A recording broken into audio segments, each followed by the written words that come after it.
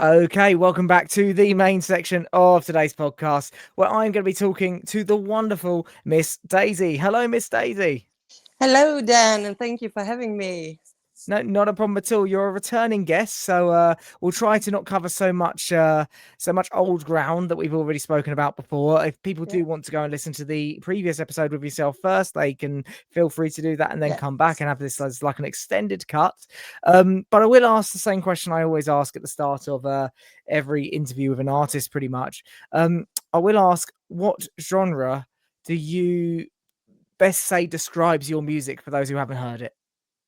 Yeah, well, actually, that's been a problem for me to define my genre, but I have actually tried to narrow it down, and I think it would be country rock with pop, Mm. reggae, and all ever. But if you should, choose one, I think that's it. Yeah, no, I would agree. I think some of the newer songs as well are branching out further into different sounds, which we'll obviously talk about. Yeah. Um, can I also actually ask where we're speaking to you from? Because a lot of people might not realize that you're not from the UK or the US, which is where most of my guests come from. Yeah, I'm in Sweden, in Gothenburg, and it's a lovely city. So if you're ever here, just pop by and say hi, Daisy, and I'm gonna take you for a coffee and a tour in the city. So Is is it quite a musical city? yeah, I think it is, and it's starting to. Mm, I think it's like all over. The live scenes they died, but they are returning, mm. and smaller bands and artists are got a stage now to present themselves. Yeah, no, it's always good to see, and I think when COVID hit, I think the world really was shocked by what they didn't realize they had. And now you look at gig venues are so much more full. There's a lot more gigs selling out. Ticket prices have gone up, which, to be honest, is testament to the amount of people who actually do still want to go even with the higher prices, to be fair. So it is also testament to that. It shows the actual want and need for live music. Yeah. So I don't know whether that's due to rising costs of rent and things like that for the venues, but saying that, it's not the venue that necessarily decides ticket prices and things, but maybe it's just due to demand. I don't know, but I'm all, as long as the live music's still there. I don't really mind how it gets run, as long as it's still affordable for most people. Yeah, Um, but I think, but when we're in that subject, I actually feel like here in Sweden, and here, the big artists are going to the smaller places, to smaller stages, but more intimate. And mm, I like that because you're closer, and they go from the big band to more acoustic, and yeah, so that's a good thing also to actually get to know them on the mm. stage. That's fascinating that it's kind of going the other way there. I mean, Yeah. occasionally you get like a tester show here from an Yeah. artist where they'll test some new material or something, but Yeah, very maybe. rarely. Is that is Yeah. that so is that happening quite often then? Yeah, I think so. I believe that. Maybe it was the pandemic or something, but I feel that big artists, and not big like the US, but big artists in Sweden, they are coming to and narrow it down, and above perhaps more opportunities to see them. So yeah, Mm. either way, yeah, It's all a good thing anyway. I'm going yeah, to ask one more question that yeah, will be treading old ground of the previous episode, and then I'll move on from there. yeah. Um, I want to. Are you able to just describe some of your influences musically, like the other artists that influence you, sounds that influence you, etc. Just again to give people a more, if they haven't already gone to listen to some of your songs and come back, just gives them a bit more of a rounded sort of view of what your sound might be. Yeah, well, that's a hard thing because growing up, I actually listened to reggae, Bob Mm, Marley. That was my yeah, parents, they listened to that. yeah, But the older I get more influence in rock and finding my place there. mm, In some of my music, I have the reggae influence, but also go. Not the recorded ones, but when I write music, I go with Swedish and English even more. But the presented ones on Spotify that are recorded, they are in English. But I mm, can feel that I like the beat of music, but also the words, because that's the way I write music. It's with with my voice, because I'm a mm, terrible guitar player. So that's for me. It's the basic one, and to have that context of. Oh, well, not so much noise. My voice, my words, and from Mm. there I love to dance. So do you, when it comes to writing music then, do you write from, do you write lyrics first and then mold music around that? It depends. I usually just sit down with my guitar and do some chords, and then it's Mm. like the song is already written. But Yeah. since English isn't my language, I have Mm. tried to, if I find a word I like, watch a movie and all that, I can Mm. write it down in my phone, and then later on, maybe a year later or something, I can just take a few words, and then there is a new song around those words, and Mm. I actually don't know that I use them, but they are in my mind in some way, so Yeah. I try to do that in somehow to get more structure in it, but mostly just like a voice from within. Yeah. So I guess it's just expanding, expanding all the tools in the arsenal to Yeah, to be able to write more expansive music, isn't it? yeah, yeah, Yeah. And I feel like that's definitely happening in your musical career. Just going through the songs and watching you release new music, it's yeah, definitely getting more and more expansive. And the new stuff you're putting out, I think, is absolutely fantastic. Um, I need to talk about though. Last time we spoke, yeah, Leap of Faith had literally just been released. yeah, Now that's quite a while ago. That's yeah, technically, if you look at the numbers, it's 2 years ago. yeah. So what's happened since then? Can you give us a rough overview of that?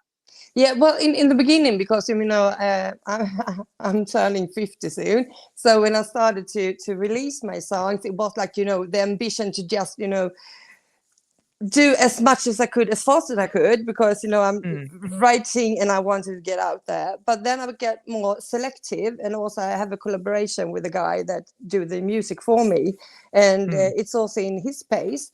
But now it's gone to maybe not so many, but the one I do is more like close to my heart. So Mm. maybe I just narrow it down, but it's really the songs that I think that, okay, this one is really the one I want to get out there. So if I could decide, I would release one song a day, because I Yeah. have loads of songs. But life have also gone in different directions, so maybe the music getting out for me to get them out have been less important, but the words that I write in the songs, if you listen to my Instagram songs with me just playing Mm. my guitar, I feel that those are the ones that really comes from me, from where I Mm. stand. So yeah, maybe in a year I gonna just, yeah, I have a plan, but yeah. So I guess naturally that makes me want to ask. It must be quite difficult to, because you've got all these songs and now you're being more selective with what you Yeah, release. It must be quite difficult to decide what to release from those songs because they're like, it's like your babies, isn't it? It's like you pick and yeah. choose between them. Like what's that like? It was really, really hard because I have so many favorites, and they are so different. Do I want to do a ballad? Do I want to Mm. be do an upbeat or something like that? And in the beginning, also, I felt that the songs that I had to choose was to be something that were interesting for the listener. Yeah. But for me now, it's more like what I want to hear, when I'm sitting in elder care, Yeah. and to be proud of them. So I think it's really, really hard to make a choice that this is the one I'm going to do. But every song I release is more for me now, and I Mm. want the listeners to like them. But I think when you uh, have done it, I mean, it is 23, I think, that it's released, Mm. and the first year was 13. Mm. So yeah, I'm not that. I'm hungry, and I want all to listen, but take every song like the best bite of the cake. Yeah, I guess there's a level of authenticity, isn't there, Yeah, to yeah, releasing just the music that you want to release and releasing yeah, it for yourself, yeah, and then letting the listeners come afterwards, isn't there? It's kind of, it feels more yeah, authentic, I guess. yeah, yeah, Yeah, I need to ask because you've obviously, as I say, you've been releasing quite a few new songs since we last spoke. But Yeah, as you say, they slowed down. But you have released an EP which is called yeah, Thunder. yeah. Can you tell me more about Thunder? Yeah, Thunder was actually the theme song of Thunder was a song that I wrote together with my ex-husband and Daniel that I wrote the music with, and we wrote it for the Melody Festival, like the contest in Sweden for the Eurovision.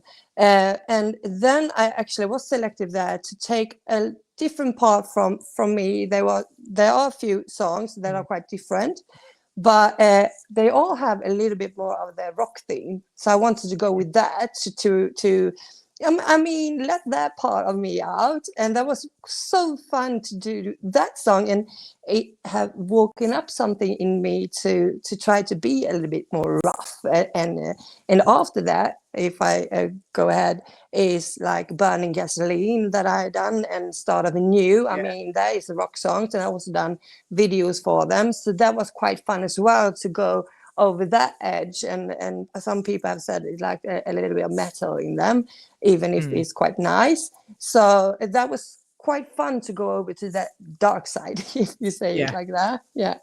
Yeah, no, I mean that's what I loved about when Thunder came out. I think the seeds were there with Leap of Faith, which kind of had this sort of Heartland rock feel to it, Yeah. Yeah. and then Thunder came out, and it was much more on that rock side of things. I want to ask as well about it. Is there any overarching themes or ideas that run through the songwriting as well, or is it purely just that these songs fit together? They're all more upbeat and rocky, or is there actually any stories that are told throughout the songs? Yeah, well, all of the songs have a story, but like Thunder was more like commercial when I wrote it. It was Jay, my ex-husband. He was just Yeah. playing around in the couch doing some chords, and I was just started singing, and I'm going like Thunder, and that was it. It was born in like Yeah. 30 minutes, the whole song. But when you have the different songs, they are more like from me, like storytelling. And I think Yeah. most of my songs are storytellings. If you listen from the beginning to the end, they all have, Yeah. they are really stories to listen to. So, and I think all of my EPs have that theme that they are selective. And I want it to be also, since I do so many different things, I want to be able to reach out to 10 different listeners. So even if you don't like rock, maybe you like a little bit of pop. Yeah. So I try to do that, since I have to be a little bit selective, because I don't, I would wish to do a full album twice a year, but if you have 4 or 5 songs, yeah, I want that to be a little bit of a treat to all listeners. Yeah, and as you say, it's that selection of songs. You're Yeah, instead of selecting 10 songs, you're selecting the 5 ones that mean the yeah, most to you and putting yeah, that out instead, isn't it? yeah, yeah. Yeah. Actually, on the subject of EPs as well, I do want to ask about like how do you go about structuring an EP like Thunder, as in the track listing and things like that? How do you go about fitting that in an order that works? Because that's what's different to a single where it's just one song. You Yeah, do have to think about people listening in order, because even though they might only listen in order once and then pick and choose their favorite tracks, yeah, they will do that one time. So yeah. how do you go about making those decisions? I actually want. I try to put the most interesting one first, because if you Mm, get them to listen to the first song, will listen to the second one. So first and yeah, second, I feel are the most important ones, and then perhaps I can choose a song that I feel, oh well, it might not fit the listeners, but I like this song. It's like maybe it's silly or something. Then I could put it yeah, last. And I try to have that in mind, that it needs to be interesting, and so perhaps it's the intro or something that needs to be like, oh, I want to hear something more, yeah, because if I lose them on the first and second, then it's gone. yeah, So yeah. yeah. So it's almost like having a hook, isn't it? Right, like Yeah, a hook at the beginning of a song in yeah, general. Actually, yeah, having it for the first two tracks of the EP is like that yeah, one hook to get people into the rest of the EP. And yeah. yeah, and I guess by the third track, they're more intent on listening as well, aren't they? So that's when you can put Yeah, your more introspective songs and things like that. You know, the songs that mean the most in some ways because they'll be more closely listening, won't they? yeah, and I think so, and I think it's more forgiving also if they feel okay, the third song didn't fit me, but they can skip the track and move on. But if Yeah, you skip the first one, I mean, yeah. Yeah, yeah, exactly. No, yeah, totally understand. We've got more music to talk about though. yeah, 2025 has birthed four singles from yourself, yeah, and all of them to me have something. They all fit quite well together, but have something slightly different about them. Um, yeah, when it comes to writing and this also recording music as well, um, do you deliberately set out, I know you might do it on individual tracks, but do you yeah. deliberately set out with every track to try and give it that something new, or do you try and find a way of making them consistent? Because these tracks are consistent but are also new at the same time. So Yeah. how, is that something you deliberately go for, or does it just come natural? Well, I actually think that's my strength to find something new because they all are Hmm. written almost in the same chords. Yeah. Yeah, I use the capo and I just move it Hmm. around. Yeah. I know 8 chords or something, but I think that's my strength to find something new, even if it's in the same old way, and also. I mean, songwriting for me, some people say that it's like, therapy for them. But Yeah. for me, it's a way to actually find out what I feel. I don't Hmm. know what I feel until I go like, I wrote this Hmm. song. Apparently, Yeah. I was sad, but I also when I was younger, it was plain my feelings. But Hmm. now it's more like I trying to make it relatable to everyone. So I try to mold them a little bit away from me so that someone can make it their own song when they Hmm. listen to it, and that's also I think is my development as a songwriter, and also a challenge, which I think is really fun, but also make the sound new, is that I try to write it for someone else instead of writing Hmm. it for me. But every time I write a song, it's like a new experience because I go, Hmm. did I feel that way? Or Yeah. did I know that? Yeah. So I don't know if it's an answer, but it's my answer. Well, it's, I guess the songwriting is kind of, it's letting out those unconscious thoughts and Yeah. feelings and things Yeah. like that, and Yeah. that's purely what's happening. And talking about you were saying earlier about trying to do uh, different genres to allow different people to access your music and Yeah. become interested, etc. Um, I want to ask about "Written in the Sky" because this song, it's almost got like a Europop style beat Yeah. to it and things, which is a more poppier piece of production. Can you tell me more about that and how the song came around and what it means, etc.? Yeah, actually, "Written in Sky" was also a song that I wrote for the Melody Festival, Oh and yeah. yeah, so I just sat playing around, and it had more of a reggae beat. When if you Mm, slow it down, do it acoustic, you get more of that.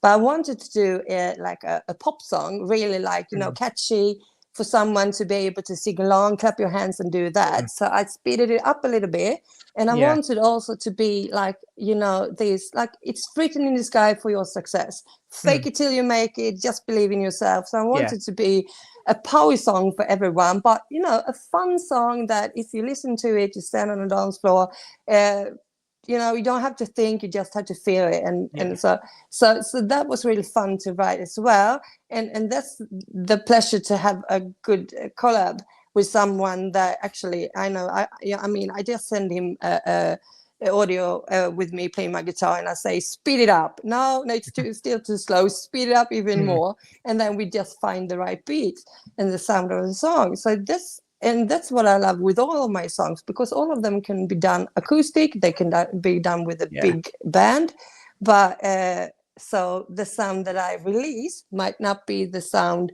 if I would have a, you know, a small gig or something, but they still have, you know, the sense of having faith, and I have faith in you. Yeah. So that's the main goal with that song, to spread a little bit of happiness.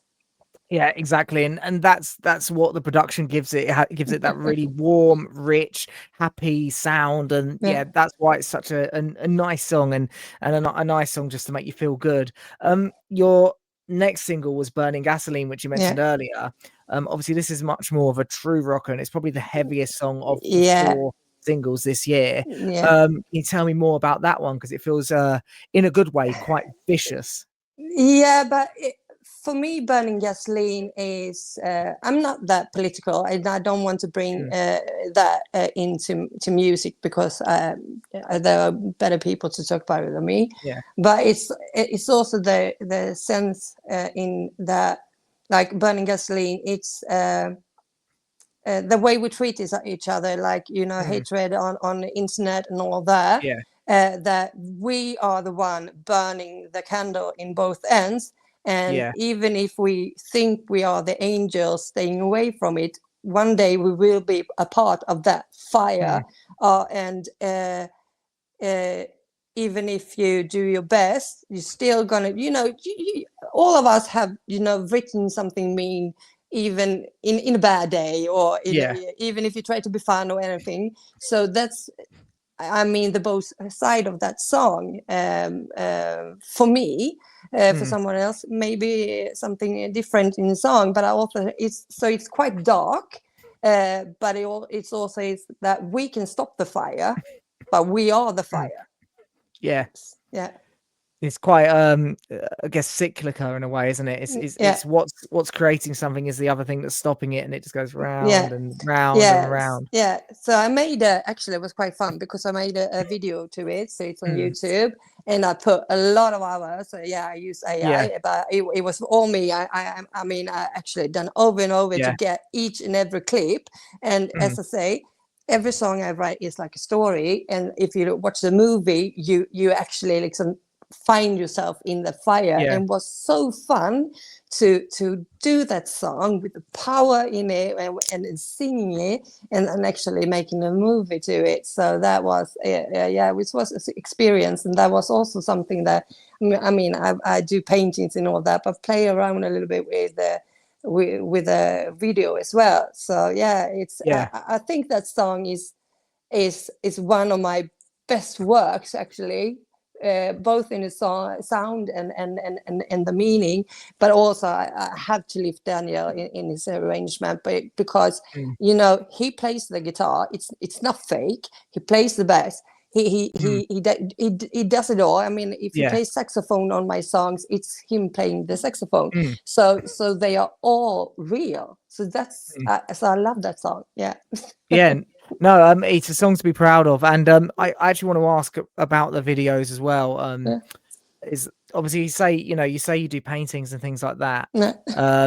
So art to you is not only audio; it's also visual as well. Do you find it quite important to bring your music, as in the sound that's there, into the visual realm and make it a real thing that people can also see as well? I mean, I would love. I like when I did that video. I did a small one for "Written in the Sky" as well. That was my first attempt.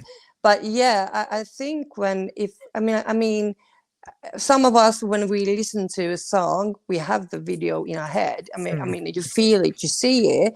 So that's quite fun also to express it. Or when I have friends that do paintings and all that, when they put a little bit of my music in the background, when they show their art, and when it's fitting, and when it lifts something, because I think that what we see can also add a little bit of spice to what we feel. Yeah, no, definitely. I guess I mean, I've written songs myself as well. There's always an image Mm. in your head, isn't there, that you're Yeah, trying to put onto paper and then into yeah, the song, if that makes yeah, sense. And yeah, yeah, I totally see why yeah, people would want to create visual sides to yeah, their music as well. It's yeah, you want a visual representation. Um, yeah, I want to ask about the next single as well. I'm going to ask about all four. Starts Over Now. This song, it's got a real sort of alternative, almost Alanis Morissette kind of sound to it. It's really, again, it's like it's a more rocky number, but yeah, not in any way is it similar to Burning Gasoline. It's very no, different. It works. If you stuck them on an album next to each other, they would be cohesively perfect, yeah, but they yeah, are different. yeah, So they can you are, tell me yeah. more about that one? Yeah, actually, it's called Start of New, and it's Also, about Start two. Over New. Sorry, Yeah, no, no apologies. worries. Written But it it's down wrong. about yeah, no, but it's about two people, you can say, Mm, that are in a relationship, and they they they tear each other down, but they love each other, yeah, and you need to start anew to be able to make the magic happen again, but in a different way. And I think it has something about a despair in it, but in a beautiful way, because yeah. it's all about both people wanting to do it. So Mm, it have sadness, but it have also hope in it. yeah, And when it come back to when that's why I wanted to do it a bit more of the rock, but more like the mm, acoustic guitars and all that. yeah, So it had, if you would add more power to it, like in Burning Gasoline, it would be two really heavy rock songs. But I yeah. wanted to have it a little bit more simple. Uh, and then when I did also a video to that one, I had a vision because I did bachata course in Mm. dancing, and I Oh, thought, yeah.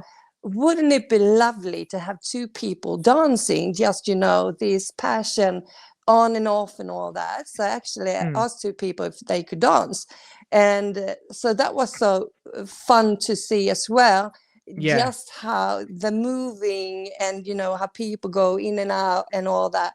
It was beautiful, and it fits so well in my mind, perhaps not for the one that see the video and going, well, a rock song to people dancing like bachata, but yeah. But it's a beautiful song about the despair, actually, when Mm. you are off key together and you just need to start anew to find back. So yeah. Yeah, no, I mean, people often forget that music is, we can go back centuries talking about this, but music was often made to be danced to. Yeah. So I can definitely understand why you'd want to have two people dancing to this song. Definitely Yeah. understand it. Also, what I like about that song as well is there is a build up in it as well. Yeah. You say, the acoustic guitars are a lot more prominent on that track, yet Yeah. it is Yeah. the rock track, and it does build Yeah. up and get heavier and heavier. Yeah. Yeah. Um, is that something that you thought was quite, in theme with what the song was about, to make it start off a bit quieter and work up to something heavier? Yeah, and also when I was singing it, it was like, I want to do this really screams. I can do Mm, it when I play the guitar. I didn't really get when I was recording yeah, it, but it was like you're going up, and it's like a release. So you're yeah, up there, and also the guitar solos. I always want to find a way for Daniel to have a mm, solo, but in this song, I said, you need to have one in the end as well, because yeah, I mean, this is your time to shine. So yeah, that song also have this, like, when it's done, I mm, let him to have a way again. And I also like that. Maybe just listen to it once or twice, I don't care, but it's there. And it's so mm, that's also, I feel that song is just as much as my song, even if it's me, like, saying this is where I want it and all mm, that. But I feel that building up to that and having those solos and like finding your way back to each other. mm. Yeah, I like that. I like that thinking of, you crash and burn and you start over and you grow. Yeah, 100%, 100%. Your final track, released well, I shouldn't say final. Your latest track that's out, the newest single, is a bit more mellow and more acoustic, and it's Yeah, in the middle of the eye. yeah, Um, so as I say, this one's a bit more mellow, it's a bit quieter, a bit yeah, calmer. Can you yeah. tell us more about that one, please? Yeah, actually, that is all me. Mm, It's hard to uh, go, yeah, mellow it down and do it simple because you think that no one will listen. You know, it's a ballad and all that. mm, But it's about losing yourself. You know, all about we talk about you mm, know, anxiety and all that, and you're standing there and you just need someone to find you and help you up from the darkness. And mm, for me, that song is about that. Being, when I wrote it, it was in a good place, mm, but I think many of us have found ourselves there when yeah, you really don't stand on solid ground. mm, And so I felt it was, I think it's such a beautiful song, and mm, I wanted to share because I was in a good place when I wrote it. I was in a mm. good place releasing it, but I wanted to share the beautiful in the darkness. Yeah. Yeah. No, Yeah, I can understand that, and it is a beautiful song. I think sometimes the ballads often become the most popular ones because it's the yeah, ones that people resonate the most with as well. Because yeah, often these slower ballads do, it's a lot easier to convey, to show the raw emotion that's inside you, I think. Would you yeah, agree? yeah, yeah.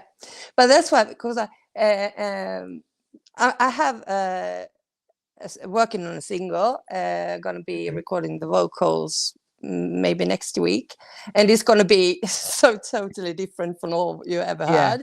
But it's on Instagram in acoustic way, so I'm not, you know, it's no surprise there. It's Yeah. been heard and played, but here we're actually playing more with the beat of the pop, with the dancing, and not so much of the instruments in the way that Yeah. we're going with the guitar. But it's also for me one of my most important songs, but because we all go through different stages in life, and this call is called Queen. And Mm, if you listen to the lyrics, you can go, because I'm not a person that swear, but I mm. actually use the F word in this one, and I'm going like, I'm the F queen of it Mm. all. And it's not a statement that anyone is Yeah. wrong. It's more finding the power in myself, knowing who Yeah. I am, where I stand. And it's been a long journey. You know, I'm getting older, all of us do, but it's so powerful to find that strength in Yeah. yourself. So for me, that is my actual statement. If I ever done anything in my life, that is my theme song. So I'm the F queen. All of you are, but yeah, that's my song. So hopefully it's going to be released this year, but otherwise it's going to be one of my songs in the beginning of next. So please stay tuned to that one. Well, definitely looking forward to that coming out. And I also actually want to ask, talking about Instagram, on Instagram and TikTok. Actually, I've seen videos of you playing live. Yeah. Are you still playing live and doing live shows every now and again and things like that? Actually, I slowed it down a bit. So I do a little bit of open stage and all that, and I Mm, and I started to play with a new cover band and all that. mm, So I'm thinking I'm just gonna take my time and have a little bit of mm, fun.